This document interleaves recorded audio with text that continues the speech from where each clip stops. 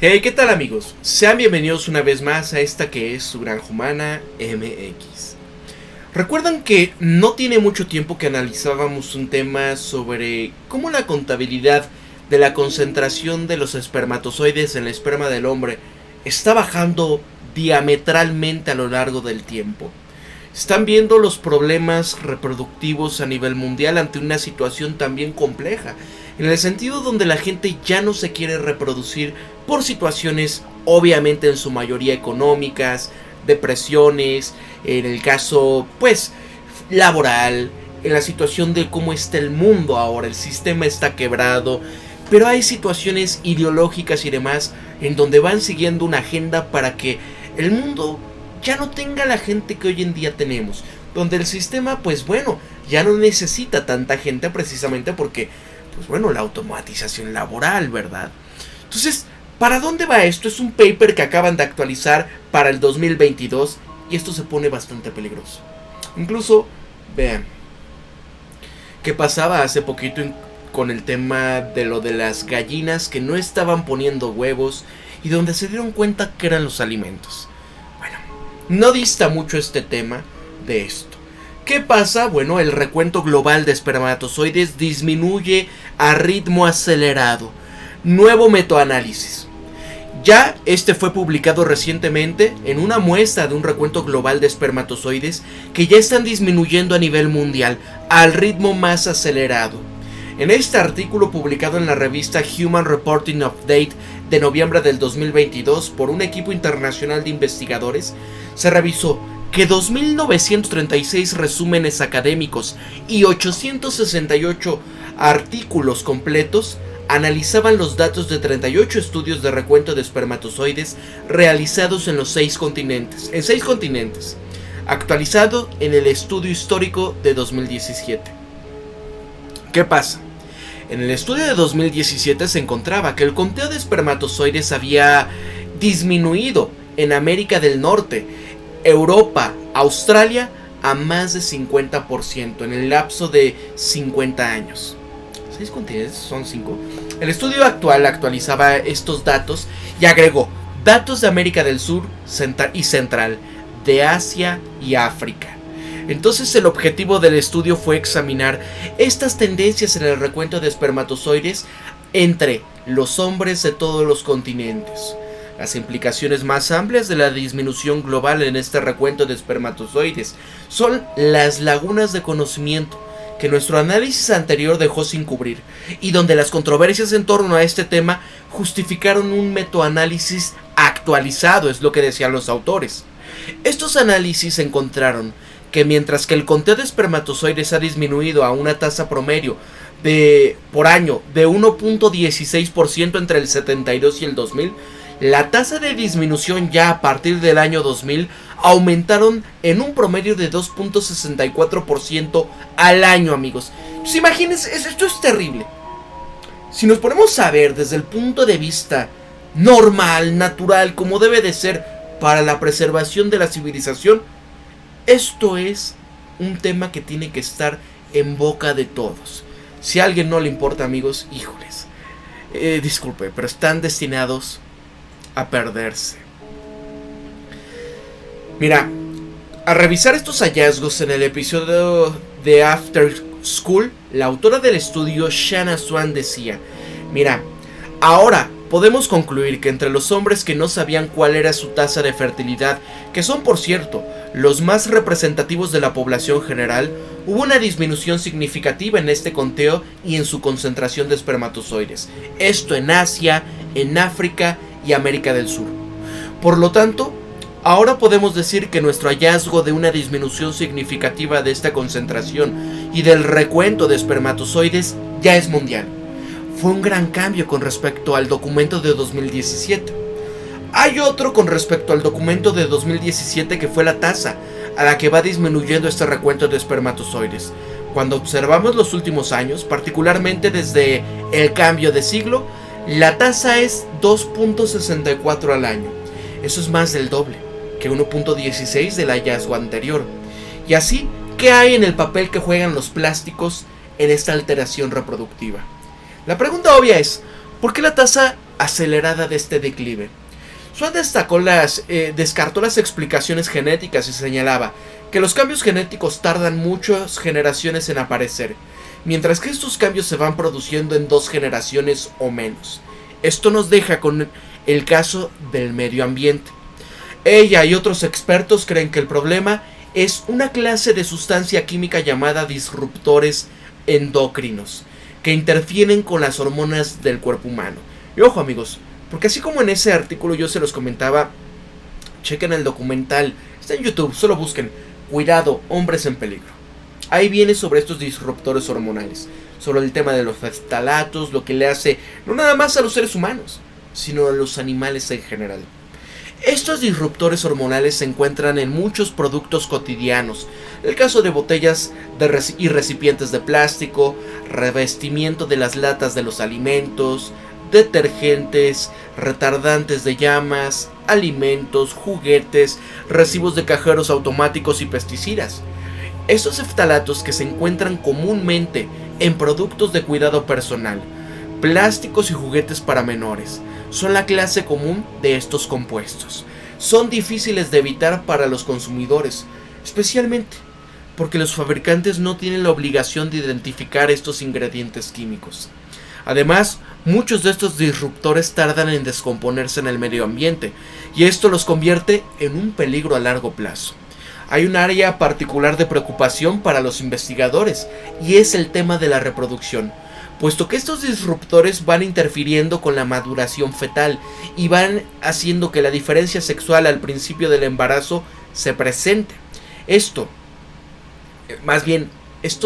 evitan, causando problemas en el macho.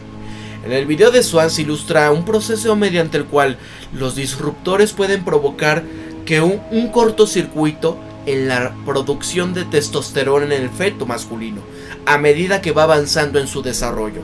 Entonces aquí está el cuadro completo. Está el feto masculino desarrollándose alrededor de las primeras 2 semanas en el primer trimestre.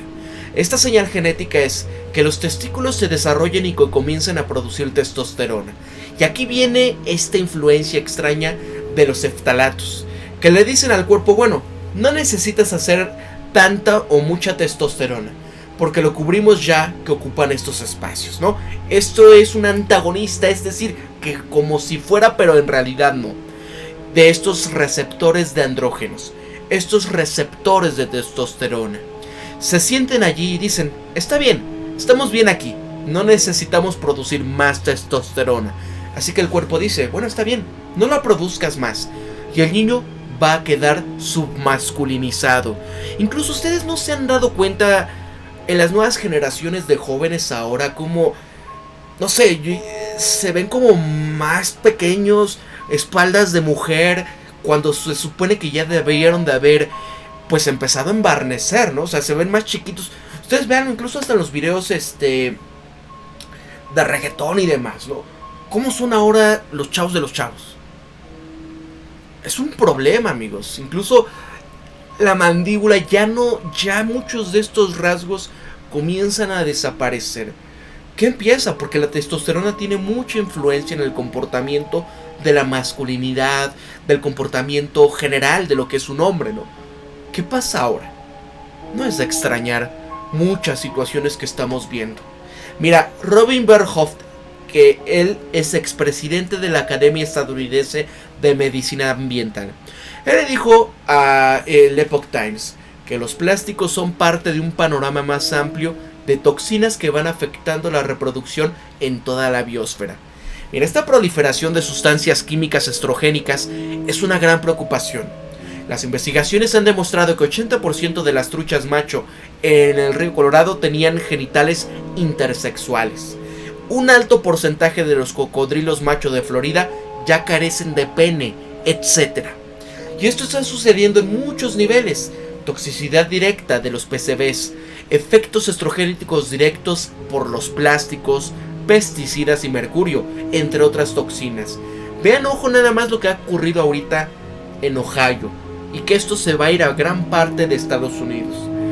Pero también hay un efecto secundario, la estimulación de la aromatasa.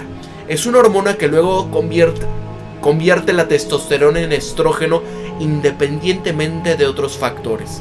Y así que la contaminación en general va estimulando la aromatasa, que luego convierte esta testosterona disponible en estrógeno. Y eso da bastante miedo.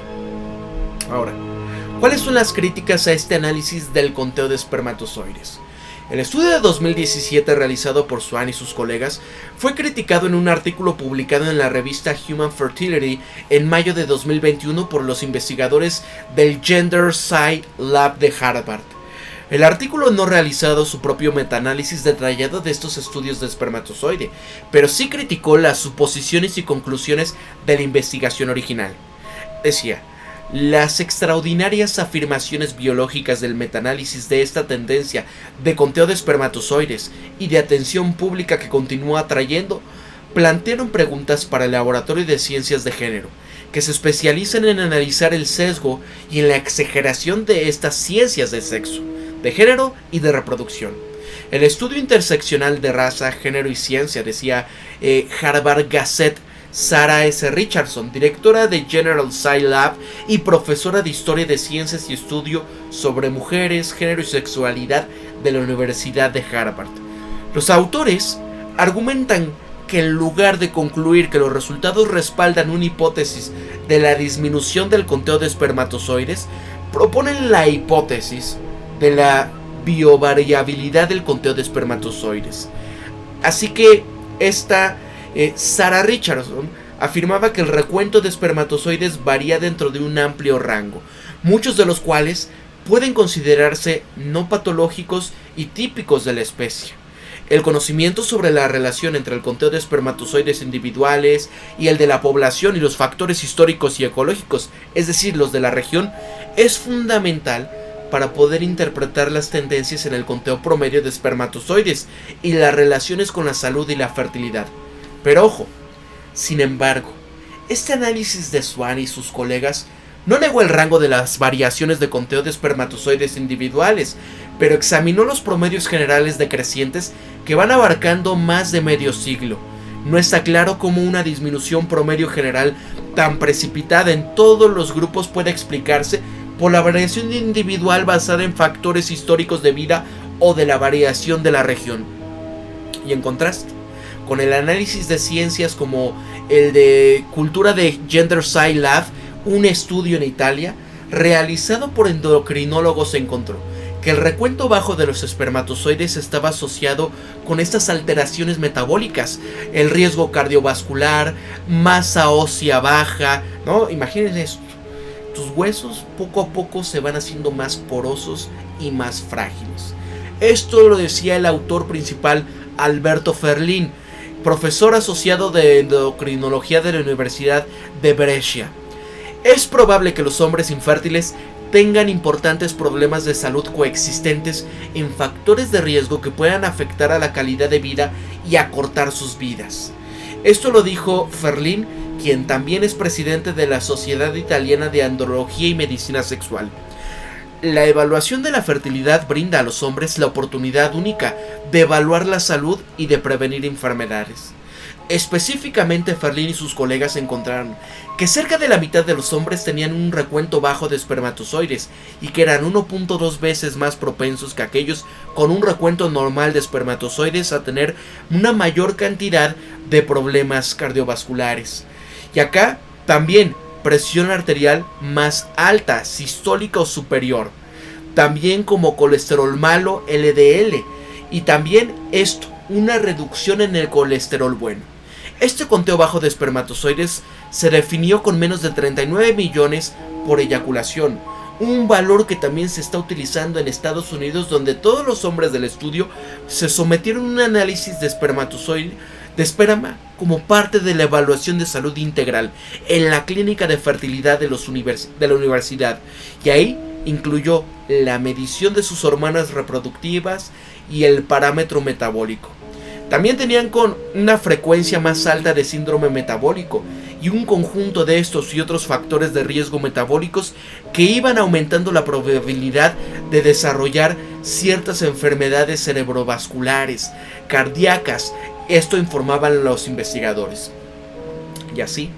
Una medida de la resistencia a la insulina, que es otro problema que puede conducir a temas como el tema de la diabetes, y fue mayor en hombres con recuentos de espermatozoides bajos.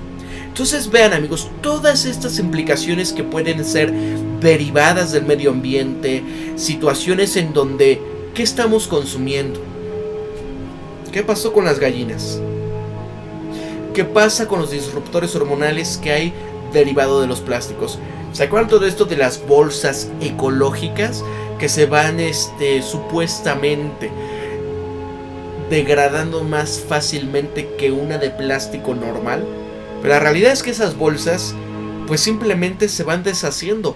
Pero no es que el plástico se vaya a degradar en el medio ambiente naturalmente, ¿no? Sino simplemente se va haciendo pedacitos. ¿Y eso qué pasa en los ríos, en los acuíferos, en el medio ambiente en general? Lo van consumiendo. Y al final, bueno, esto sigue una cadenita, amigos. ¿Y quiénes terminan consumiendo esos alimentos?